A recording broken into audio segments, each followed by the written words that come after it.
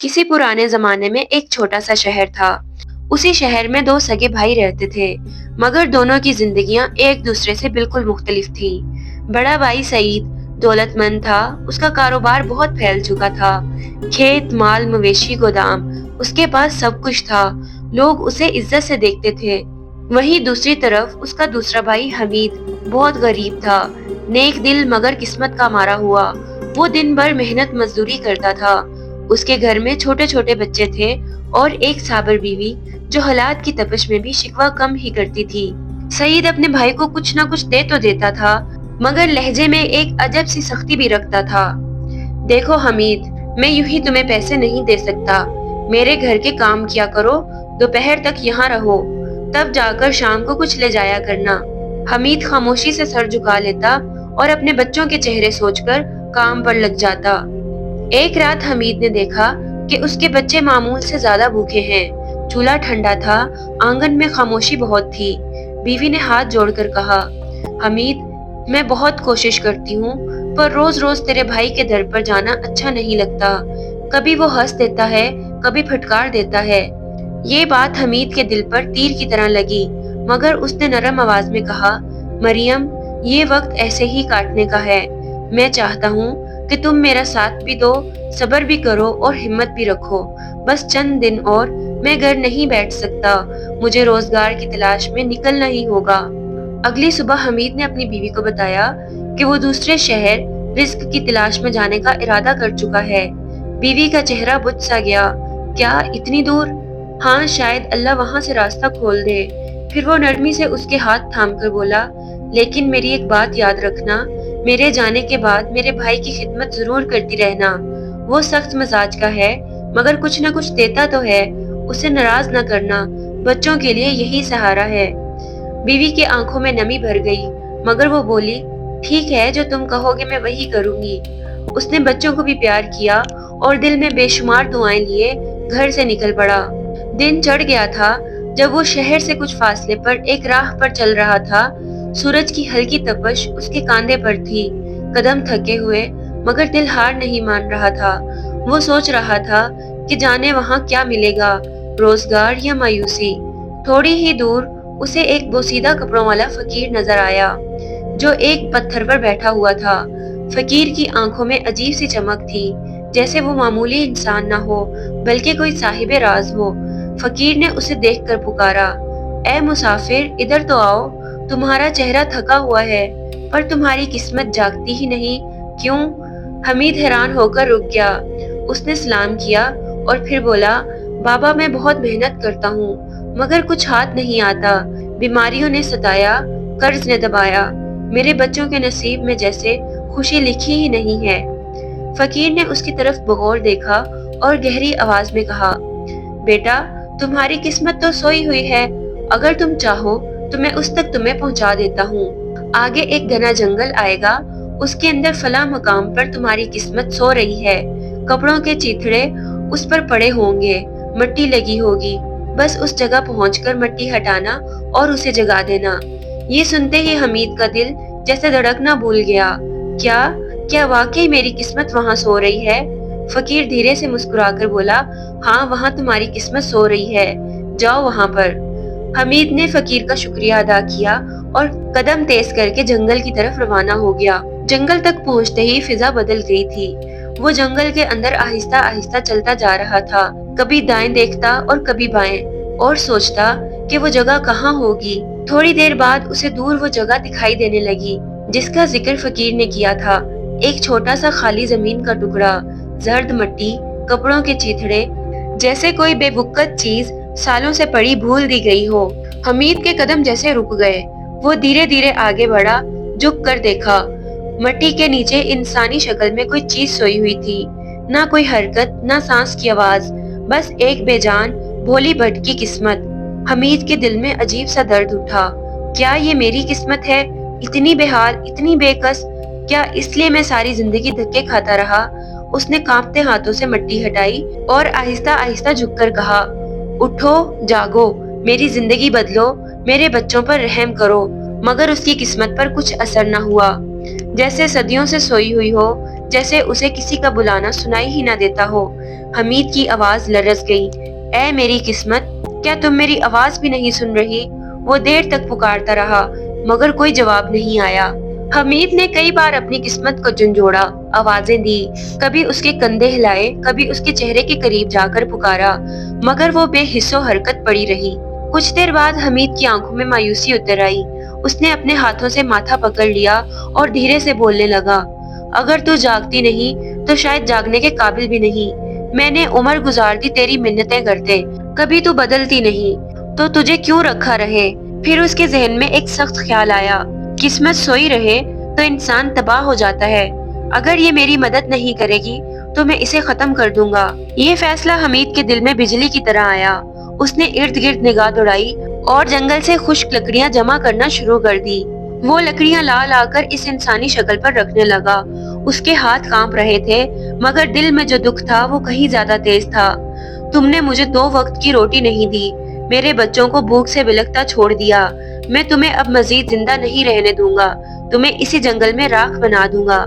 اس نے آگ لگائی، شعلے دھیرے دھیرے بھڑکنے لگے، دھواں اٹھا اور چند لمحوں بعد آگ کی تپش جنگل کی ہوا میں پھیلنے لگی اور قسمت جاگ گئی۔ جیسے ہی آگ اس انسانی شکل تک پہنچی، اچانک ایک چیخ سی اٹھی۔ وہ چیز ہلی، پھر اٹھ کر کھڑی ہو گئی۔ حمید کی آنکھیں خوف سے پھیل گئی۔ وہ قسمت اب پوری طرح کھڑی تھی، کپڑوں کے چیتھڑے جل کر دھواں بن رہے تھے، مٹی اس کے بدن سے گر رہی تھی مگر آنکھوں میں ایک عجیب سی روشنی تھی۔ قسمت سخت لہجے میں بولی، اے ظالم انسان، تو نے مجھے جلا دیا۔ حمید کا غصہ اور دکھ اب ایسے پھٹ رہا تھا جیسے برسوں سے دبے ہوئے آنسو ایک ساتھ بہہ نکلیں۔ حمید نے کہا، کیا میں ظالم ہوں؟ میرے بچے بھوک سے مر رہے ہیں، میں نے دنیا کی ٹھوکریں کھائیں، مزدوری کی، در در بھٹکا، اور تم سوتی رہی۔ تم نے مجھے 2 وقت کی روٹی کے لیے محتاج بنا دیا۔ اس کے لہجے میں صدیوں کا درد تھا۔ اگر میں نے تمہیں جلا دیا تو میرے ساتھ جو ہوتا رہا وہ کس نے کیا؟ یہ باتیں سنتے ہی قسمت کا چہرہ نرم پڑ گیا۔ وہ قریب آئی، اپنا ہاتھ حمید کے کندھے پر رکھا اور دھیرے سے بولی، میں نے تمہاری فریاد سن لی ہے، تمہاری زندگی اب بدلنے والی ہوں، مگر یہاں نہیں، اس شہر میں نہیں، ان لوگوں کے بیچ نہیں جو تمہیں نیچا دکھاتے ہیں۔ پھر اس نے آہستہ سے کہا، فوراً جاؤ، اپنی بیوی اور بچوں کو لے کر کسی دوسرے شہر چلے جاؤ، تمہارا رزق اب وہاں لکھا ہے، یہ شہر تمہارے لیے نہیں ہے۔ حمید نے گہرا سانس لیا اور اسے محسوس ہوا کہ واقعی سب کچھ اب بدلنے والا ہے۔ وہ نئی امید کے ساتھ جنگل سے نکلا اور تیز قدموں سے اپنے گھر پہنچا۔ گھر کی حالت بدلی بدلی تھی، بچوں کے چہرے رونے سے سرخ ہو چکے تھے، ان کے کپڑے پھٹے ہوئے تھے۔ بیوی نے روتے ہوئے کہا، حمید، تم چلے گئے تو تمہارے بھائی کی بیوی نے ہمارے بچوں کو بہت مارا، انہیں کھانا نہیں دیا، بلکہ گھر سے بھی نکال دیا۔ وہ سیدھا بھائی سعید کے پاس گیا، آواز کانپ رہی تھی مگر لہجہ مضبوط تھا۔ بھائی، میرے بچوں کو مارنا، بھوکا رکھنا، یہ سب کیوں کیا؟ میں تو ہمیشہ آپ کا احسان مند رہا، آپ جو کہہ دیتے تھے ہم کر دیتے تھے، پھر یہ ظلم کیوں؟ سعید نے سرد لہجے میں کہا، تمہاری بھابھی نے اگر کچھ کیا تو بچوں نے بھی کچھ کیا ہوگا، اور ویسے بھی میں سب کا بوجھ نہیں اٹھا سکتا۔ اگر تم یہاں سے جانا چاہتے ہو تو جاؤ، مجھے کوئی اعتراض نہیں۔ حمید نے نگاہ اٹھائی اور آہستہ سے کہا، ٹھیک ہے بھائی، بس مجھے ایک گدھا دے دو، میں اپنے بچوں اور بیوی کو ساتھ لے کر دوسرے ملک جانا چاہتا ہوں۔ سعید نے بے رخی سے ایک گدھا اس کے حوالے کیا، لو اور جہاں جانا ہے چلے جاؤ، مجھے اور پریشان نہ کرنا۔ حمید نے گدھے کی رسی تھامی، بچوں کو کندھے سے لگایا، بیوی کا ہاتھ پکڑا اور گھر کی دہلیز کو آخری بار دیکھا۔ دل میں کہنے لگا، یا اللہ، اب تو ہی میرا سہارا ہے۔ یوں وہ اپنے خاندان کو ساتھ لے کر سفر کی طرف چل پڑا۔ چلتے چلتے وہ لوگ کئی میل کا سفر طے کرتے رہے۔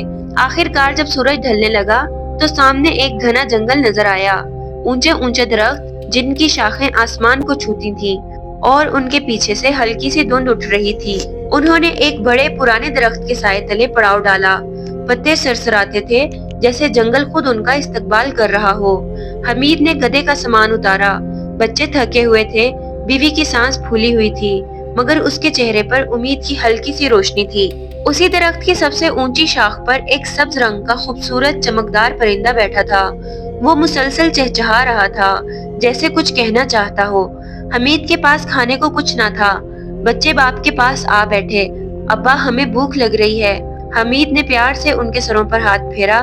بیٹا گھبراؤ نہیں، ابھی کچھ لے کر آتا ہوں۔ پھر اس نے بلند آواز میں کہا، تم دونوں جاؤ، ایک لکڑیاں جمع کر کے لاؤ اور دوسرا قریبی چشمے سے پانی بھر لائے۔ جلدی کرو، میں اس پرندے کو تمہارے لیے شکار کر لوں گا۔ بچے فوراً اٹھ کھڑے ہوئے، ایک جنگل کی طرف دوڑا، دوسرا مٹی کا گھڑا لے کر پانی ڈھونڈنے نکل پڑا۔ بیوی نے برتن نکالے اور دھونے لگی تاکہ کھانا پکا سکے۔ اب حمید نے اپنا تیر کمان اٹھایا، وہ نشانہ باندھنے ہی والا تھا کہ اچانک پرندے نے انسانی زبان میں کہا، اے انسان، مجھے کیوں مار رہے ہو؟ میں اتنا چھوٹا سا پرندہ تمہارے بچوں کا پیٹ کہاں بھر پاؤں گا؟ حمید کے ہاتھ سے تیر چھوٹتے چھوٹتے رک گیا۔ وہ حیرت سے پرندے کو دیکھنے لگا۔ پرندہ بولا، میری جان لے کر تمہیں کچھ نہیں ملے گا، لیکن اگر زندگی بخشی تو میں تمہیں ایسا راز بتاؤں گا جس سے تمہاری نسلیں بھی خوشحال ہو جائیں گی۔ حمید کے قدم وہیں رک گئے۔ کون سا راز؟ وہ ہکلاتے ہوئے بولا۔ پرندہ آہستہ آہستہ بولنے لگا، اس درخت کے نیچے 7 بادشاہوں کا مشترکہ خزانہ دفن ہے، صدیوں سے چھپا ہوا، مٹی کے نیچے سویا ہوا، جو آج تمہارے نصیب میں ہے، اسے نکالو اور اپنی دنیا بدل لو۔ یہ سنتے ہی حمید کی سانسیں رکنے لگی۔ وہ فوراً وہیں بیٹھ گیا اور ہاتھوں سے مٹی ہٹانا شروع کر دی۔ بیوی بھی حیران ہو کر اس کی طرف دیکھ رہی تھی۔ بچوں نے دور سے آوازیں لگائیں، ابا کیا ہوا؟ حمید نے کوئی جواب بھی نہ دیا، بس اس کی نظریں مٹی پر جمی ہوئی تھیں۔ چند لمحوں بعد اس کے ہاتھ کسی لوہے کی چیز سے ٹکرائے، دل زور سے دھڑکا۔ اس نے مٹی کو اور ہٹایا اور پھر ایک دیگ نظر آئی، بڑی بھاری دیگ۔ اس نے پوری قوت لگا کر اس کا ڈھکنا کھولا اور اندر چمکتا ہوا سونا تھا، سونے کے سکے، زیورات، نگینے، اتنی دولت کہ اس نے کبھی خواب میں بھی نہیں دیکھی تھی۔ حمید کی آنکھوں سے بے اختیار آنسو نکلے اور وہ فوراً سجدہ ریز ہو کر کہنے لگا، اے اللہ، یہ سب میرے لیے۔ پرندہ پھر بولا، آگے کھودو، ابھی خزانہ ختم نہیں ہوا۔ حمید نے مزید کھودا تو ایک اور دیگ نکلی، پھر اس کے بعد ایک اور، یوں کرتے کرتے کل 7 دیگیں، ہر ایک سونے سے بھری ہوئی تھی۔ یوں اب وہ حمید جو مفلس ہوا کرتا تھا اب مفلس نہ رہا۔ خدا کی قدرت سے وہ دنیا کا امیر ترین آدمی بن چکا تھا۔ اس نے خزانہ اکٹھا کیا، اونٹ اور مزدور رکھے، پھر قریبی شہر جا کر زمینیں خریدیں، باغ بنوائے اور سب سے بڑھ کر اپنی بیوی اور بچوں کے لیے خوبصورت مکان تعمیر کروایا۔ وہ ہر روز اللہ کا شکر ادا کرتا اور غریبوں اور مسکینوں کی بھی مدد کرتا۔ اسی دوران قسمت نے اپنا قانون بھی دکھایا۔ جس بھائی کے گھر میں اس کے بچے بھوکے مرتے تھے، وہ چند ہی دنوں میں خود مفلس ہو گیا، کاروبار ختم ہو گیا، گھر برباد ہو گیا۔ اب وہ محتاج ہو چکا تھا۔ اسے کسی نے بتایا کہ تمہارا بھائی اب بہت امیر ہو چکا ہے، شاید وہ تمہاری مدد کر دے۔ وہ اپنے ہاتھ میں لاٹھی لیے، پھٹے کپڑے پہنے، بیابانوں میں اپنے بھائی کو تلاش کرتا پھر رہا تھا۔ آخرکار ایک دن وہ باغات اور خوبصورت عمارتوں کے بیچ سے گزرتا ہوا حمید کے پاس پہنچا۔ حمید، یہ سب کیسے؟ یہ دولت، یہ زمینیں، یہ مکان، کیا یہ سب تمہارا ہے؟ حمید نے مسکرا کر کہا، ہاں بھائی، یہ سب میرا رزق ہے جو مجھے اللہ نے عطا کیا۔ بھائی حیران رہ گیا، مگر کیسے؟ حمید نے پورا واقعہ بیان کیا، پرندہ، درخت، خزانہ، 7 دیگیں، سب کچھ اس نے بتا دیا۔ یہ واقعہ سن کر سعید کا دل پچھتاوے سے بھر گیا۔ جو کل تک اس کے بچوں کو بھوکا رکھتا تھا، آج اسی سے روٹی مانگنے کے لیے کھڑا تھا۔ حمید نے اسے سینے سے لگا لیا، بھائی، رزق دینے والا اللہ ہے، اس کے فیصلوں میں دیر ہے، اندھیر نہیں۔ بڑا بھائی سارا راز جان کر اپنے بیوی بچوں کے ساتھ اسی درخت کے پاس پہنچا، سامان وغیرہ وہیں اتارا اور درخت کے تلے قیام کیا۔ خدا کی قدرت دیکھیے کہ وہی پرندہ درخت پر آن بیٹھا۔ اس نے اپنے بچوں سے کہا کہ جا کر لکڑیاں جمع کر لو، دیگچی دھو لو، کیونکہ میں اس پرندے کو تمہارے لیے شکار کروں گا اور تمہیں کھلاؤں گا۔ بچوں نے کہا کہ آپ نے کون سا پرندے کو شکار کر لیا ہے؟ وہ تو اب تک اس درخت پر بیٹھا ہے۔ پھر بھلا ہم کیوں لکڑی اور پانی لینے جائیں؟ پہلے آپ اس پرندے کو ماریں تو ہم جائیں گے۔ ادھر بیوی بول اٹھی کہ مفلسی کی وجہ سے تمہارا دماغ کام نہیں کر رہا۔ پرندہ ان کی باتیں سن رہا تھا۔ جب وہ اپنی اپنی کہہ چکے تو پرندہ بولا، اے بدقسمت لوگو، وہ لوگ جن کو میں نے دولت کا سراغ بتایا تھا، ان کا آپس میں اتفاق تھا، ان سب کے دل آپس میں ملے ہوئے تھے، وہ سب ایک طرح سوچتے تھے۔ یہ کہہ کر پرندہ اڑ گیا۔ اب ناچار وہ اپنا سامان باندھ کر دوبارہ بھائی کی طرف روانہ ہوا کہ اس سے کچھ مدد مانگے۔ جب بھائی کے بچوں نے دیکھا تو وہ اپنے باپ سے کہنے لگے کہ آپ کا بھائی بیوی اور بچوں کے ساتھ آ گیا۔ اس کی بیوی ہمیں ڈوئی سے مارتی تھی اور ہم سے اچھا سلوک نہیں کرتی تھی، ہم ان کو یہاں نہیں رہنے دیں گے۔ مگر بچوں کی ماں بولی، جو سلوک اپنے دور میں اس نے کیا وہ سب جانتے ہیں، مگر اب ہم ان کو کچھ نہیں کہیں گے، ہمارا وقت بھی جیسے تھا گزر گیا۔ دونوں بھائی آمنے سامنے آئے۔ بڑے بھائی نے آگے بڑھ کر چھوٹے بھائی کو گلے لگا لیا۔ چھوٹا بھائی رونے لگا۔ دونوں کی آنکھوں سے بہتے آنسو گویا برسوں کے فاصلے دھو رہے تھے۔ بے یقینی، رنجشیں، غرور سب پگھل گیا۔ اور یوں دونوں بھائی دوبارہ ایک ساتھ رہنے لگے۔ ایک کے پاس دولت تھی، دوسرے کے پاس تجربہ، اور دونوں کے پاس اب اتفاق تھا۔ اے اللہ، ہمارے گھروں میں اتفاق، ہمارے دلوں میں محبت اور ہمارے رزق میں برکت عطا فرما۔ ہمیں نہ اتفاقی اور نہ شکری سے بچا، اور وہی نصیب دے جس میں بھلا ہو۔ آمین۔